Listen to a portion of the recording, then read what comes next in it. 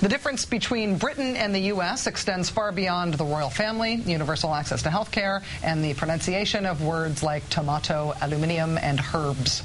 Take, for example, public opinion in our two nations of the people responsible for the Iraq War. In a new interview, former British Prime Minister Tony Blair admitted to the BBC that he would have advocated war against Iraq, even if he had known there were no weapons of mass destruction there. If you had known then that there were no WMDs, would you still have gone on?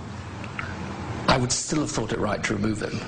I mean, obviously you would have had to use and deploy different arguments about the nature of the threat.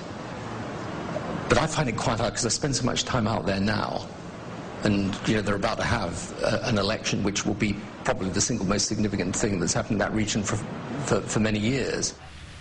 In America, former Bush administration officials have made pretty much the same argument, that even though there were no weapons of mass destruction, the war was still somehow justified.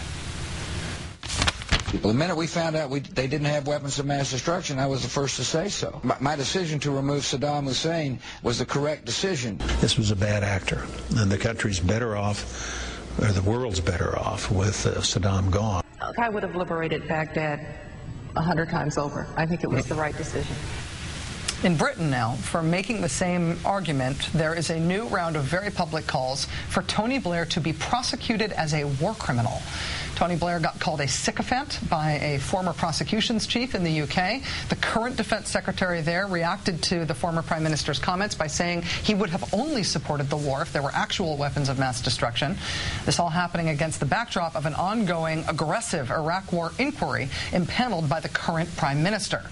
In England, the Bush administration's run-of-the-mill defense of the war brings calls for prosecution. In America, it's part of the president's legacy salvaging operation. You say tomato, I say,